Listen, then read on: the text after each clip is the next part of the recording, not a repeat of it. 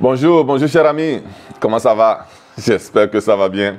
Bienvenue à notre live hebdomadaire. Aujourd'hui, 5e jour de la semaine. Aujourd'hui, nous faisons le...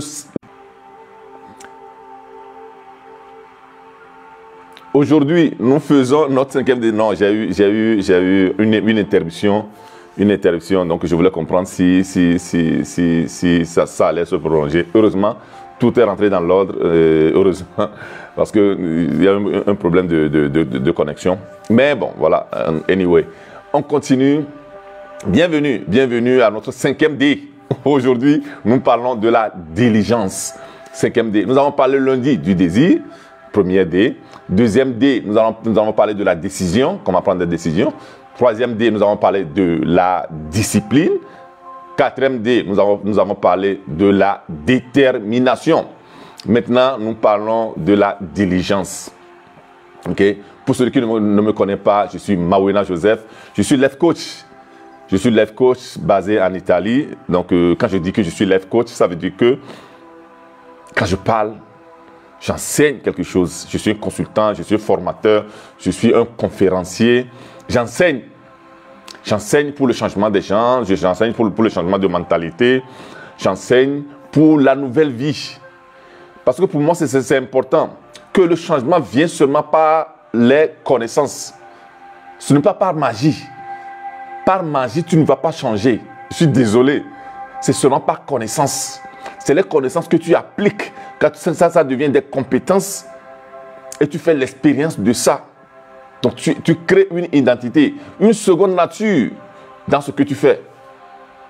Une seconde nature dans ce que tu fais et ça devient automatique. Les gens, il y a trop de gens qui pensent que quelqu'un va mettre la main sur leur tête et ils vont prier et leur vie va changer. Ok? Que leur vie va changer. Je suis désolé. Quand nous travaillons aujourd'hui, quand nous sommes arrivés à avoir une profession, à avoir des compétences, c'est parce que on a été à l'école ou bien on a été dans des formations. Pendant des années, on a appris des choses. C'est ce qu'on a appliqué.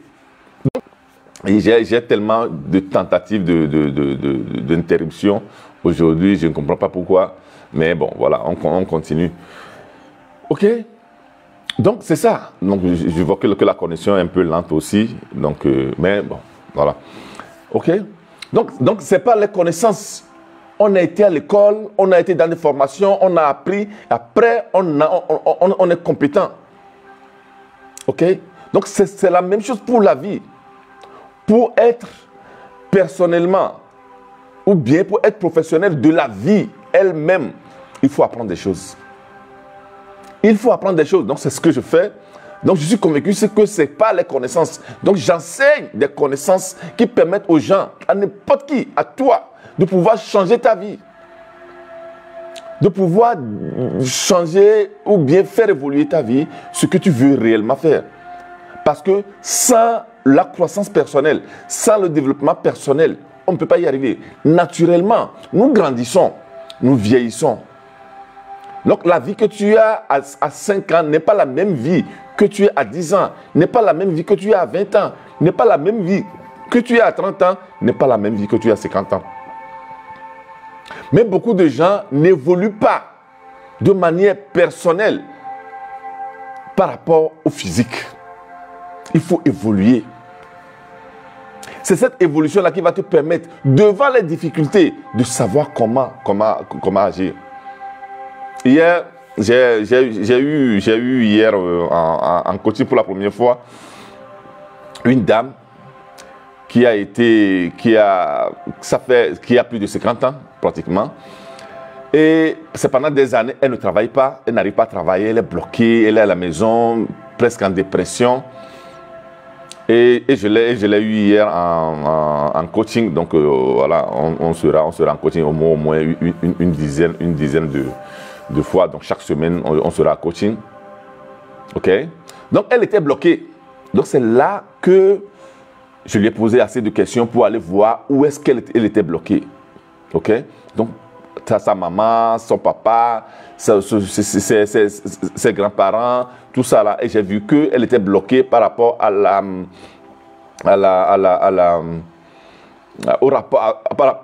au rapport qu'elle avait avec sa maman. Donc, il fallait lui expliquer. Mais comprendre aussi comment est-ce que sa maman aussi avait grandi. Quand j'ai compris comment est-ce que sa maman avait grandi, alors je lui ai expliqué, je lui ai donné, je lui ai enseigné, je lui ai donné des connaissances qui vont lui permettre de pouvoir comprendre. Quand elle comprend, maintenant, elle peut changer. Elle peut se débloquer elle-même parce que c'est elle-même qui doit se débloquer. C'est elle-même qui doit se débloquer. Donc, je lui ai expliqué l'enfant rebelle que nous sommes, parce que nous avons 3 types d'enfants en nous, même quand nous sommes adultes. Depuis quand on était bébé, on développe ces 3 enfants. Enfant spontané, ou bien ce qu'on appelle aussi enfant créatif, enfant rebelle et enfant soumis. C'est 3 types d'enfants que nous développons en nous. Ok, voilà. Donc, je l'ai expliqué, donc je lui ai enseigné des choses. Donc, parce qu'il faut que la personne ait des connaissances. Voilà. Ait des connaissances. Aujourd'hui, nous allons parler de la diligence. La diligence, ça fait partie aussi des muscles que nous devons développer. Comme la détermination est un muscle de l'esprit, comme la prise de décision est un muscle de l'esprit, comme la discipline est un muscle de l'esprit, la diligence aussi est un muscle de l'esprit qu'il faut que tu développes.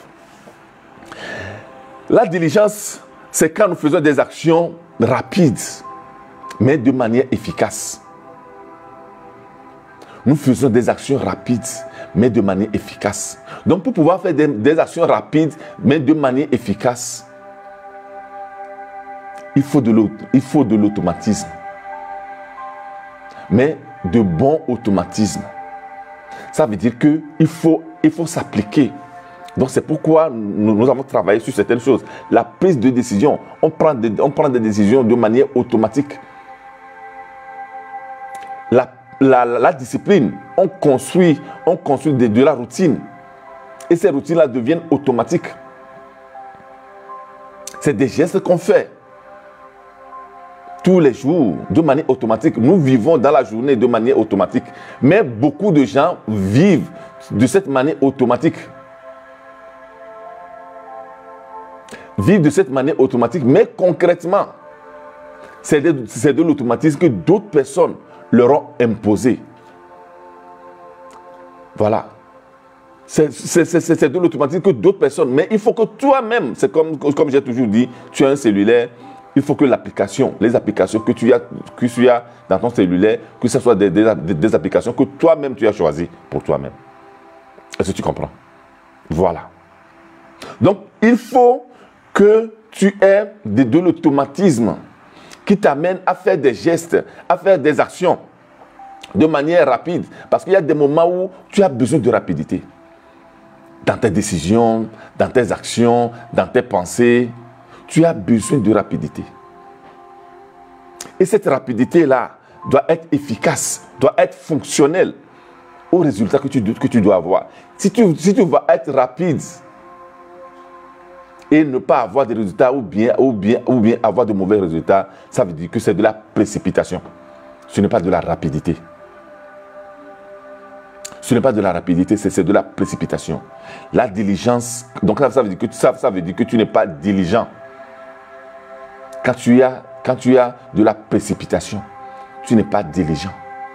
Mais quand tu as de la rapidité qui est automatiquement liée à l'efficacité, donc au bon résultat, alors là, on parle de la diligence. Voilà, on parle de la diligence. Donc ça veut dire qu'il faut avoir du zèle. C'est ce qu'on appelle le zèle. Mais le zèle avec amour, pas le zèle avec l'ego. Le zèle avec amour. Donc, le zèle avec amour, ça veut dire que dans ta rapidité, dans ta diligence, tu tiens compte des gens qui sont autour de toi. Tu tiens compte de ton bonheur. Tu tiens compte des gens qui sont autour de toi. Mais quand tu as du zèle avec l'ego, c'est à ce moment-là que tu vas piétiner les autres. Tu ne vas pas tenir compte des autres. Tu vas penser que les autres sont inutiles dans ta vie. Qu'il n'y a que toi qui existe. Et que c'est là que c'est grave parce que tu vas faire des actions, tu vas piétiner des gens, que tu vas te retrouver contre dans d'autres situations. Mais quand tu as du zèle avec l'amour, quand tu donnes, quand tu es dans le don, dans le service, parce que le service, servir les gens, c'est du zèle avec amour. Parce que c'est très important aussi de donner des noms précis, des noms fonctionnels à vos actions, à vos pensées. Voilà. Donc, avoir du zèle avec l'amour. Donc, rapidité et efficace. De manière inconsciente. Ça veut dire qu'inconsciemment, tu fais des actions. Voilà. Et pour pouvoir y arriver, il y a des choses que tu dois mettre comme conteneur. Parce que nos actions passent par ce que moi j'appelle des passoires. Pas des jugements rapides. Mais de bons jugements. Et ces jugements-là, il y a deux choses qui te donnent concrètement ce bon jugement. C'est les valeurs. Parce que n'importe quelle notre action, automatiquement, est liée aux valeurs que nous avons. N'importe quelle action que nous faisons est liée aux valeurs. Donc, tu dois comprendre les valeurs qui sont importantes pour toi. Pour moi, la coopération est une valeur. Donc, quand je vais faire des actions, donc automatiquement, je vais voir s'il y a des gens avec qui je peux collaborer. L'amour est une valeur. Donc, je vais voir automatiquement si les actions que je suis en train de faire, si j'y mets de l'amour. La gentillesse est une valeur pour moi. La famille est une valeur. Donc, quand je vais prendre des décisions, je vais voir si ce que je vais faire n'est pas contre la famille. Donc, ça veut dire que les valeurs, quand on parle de la famille, voilà, tu parles de ta femme, de tes enfants, surtout, parce que c'est la première famille que tu as. C'est la première famille que tu as, ta femme, ton mari que tu as à tes côtés. C'est la première famille parce que c'est cette personne-là, quand tu te sens mal, c'est cette personne-là que tu as. On ne peut pas négliger.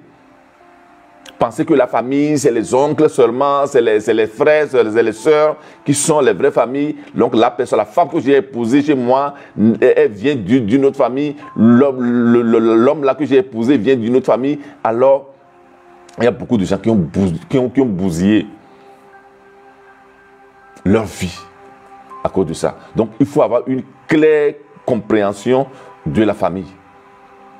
C'est clair qu'on élargit la famille, mais quand tu te retournes, la personne que tu as à tes côtés, c'est ta première famille. Donc, quand tes décisions vont être contre cette personne-là, tu auras des problèmes. Forcément. Beaucoup de gens ont eu des problèmes pour ça. Voilà. Donc, c'est les valeurs. Après aussi, il y a les croyances. Tu crois en quoi? C'est quand tu crois que c'est possible pour toi de pouvoir réaliser quelque chose, alors tu le fais. Quand tu vas prendre des décisions, ou bien tu as l'habitude de prendre des décisions, et ces décisions-là sont des décisions que tu prends, et que c'est des décisions qui ne te permettent pas de pouvoir évoluer, qui ne sont pas fonctionnelles à ton évolution. Il y a un problème. Mais c'est les croyances. Donc, les types de croyances que tu as dans ta vie. Par exemple, moi, l'une de mes croyances, c'est que je ne suis pas venu au monde pour avoir raison. Je suis venu au monde pour être heureux. Donc, automatiquement, quand je vais prendre des décisions, je regarde si la décision-là va me rendre heureux, ou bien c'est une décision que je suis en train de prendre seulement pour avoir raison, pour pouvoir être bon devant quelqu'un, des yeux de quelqu'un. Voilà. Une autre croyance que j'ai, c'est que l'échec n'existe pas. il n'existe que des résultats. Donc, automatiquement, quand j'ai quelque chose, je ne vois pas si j'ai échoué ou non. Je vois quel résultat j'ai. Voilà. Donc, c'est les croyances que tu vas intérioriser qui vont te permettre d'avoir de la diligence. Tu as de la diligence aussi quand tu as un capital humain important, quand tu as un capital professionnel important. Comment développer un capital professionnel? Donc, ça veut dire que quand tu développes le capital professionnel de manière où on ne peut pas t'ignorer, tu deviens imbattable, tu deviens irrésistible, tu deviens rayonnant dans ton domaine. Et que c'est toi seul, quand on appelle ton nom, ou bien on appelle ce métier, on appelle cette compétence, c'est ton nom qu'on appelle. C'est toi qu'on choisit, c'est toi qu'on vient chercher. Donc, ceux qui vont participer au parcours de la création d'excellence du 8 au 20 avril, nous allons travailler sur ça. Parcours d'excellence. Comment devenir imbattable, comment devenir irrésistible, comment devenir rayonnant dans ton domaine pour ne jamais être ignoré et toujours être désiré, être voulu. Voilà. Voilà. Donc, inscris-toi si tu veux être rayonnant, si tu veux être irrésistible, si tu veux être imbattable dans ton domaine, inscris-toi au parcours du 8 au 20. On va se retrouver en classe Telegram où pendant 2 semaines, je vais t'enseigner, je vais te porter à ton excellence. Et tu ne seras plus jamais ignoré ou bien tu seras toujours demandé dans ton domaine. Donc aujourd'hui, nous avons parlé de la diligence. La diligence, comment être rapide et efficace. Tu es rapide et efficace quand tu as un capital professionnel très élevé. Tu es rapide et efficace, tu es diligent quand tu as des valeurs, quand tu as des croyances qui sont conformes à ce que tu désires. Voilà. On ne se lève pas un jour, on le fait. C'est un entraînement. C'est des connaissances qu'on a. Donc, ces connaissances-là, du 8 au 20 avril, je vais vous avoir en classe pour pouvoir vous enseigner. Inscrivez-vous. Je vais vous mettre le numéro de Joséphine, qui est ma collaboratrice, que je salue. Très efficace. 00228 90 75 94 et contactez-la par WhatsApp et elle va vous donner toutes les informations pour vous inscrire. Ça coûte seulement 60 000, 100 euros pour m'avoir 2 semaines donc, dans votre vie et vous enseigner tout ce que vous désirez. Soyez diligent, soyez rapide et efficace. Ok, dans votre vie. Aujourd'hui, nous avons vu la 5e D. On se retrouve lundi, chers amis. On se retrouve lundi pour une autre semaine de live. Ok. Bonne Pâques à tout le monde. Dieu vous bénisse et bye bye.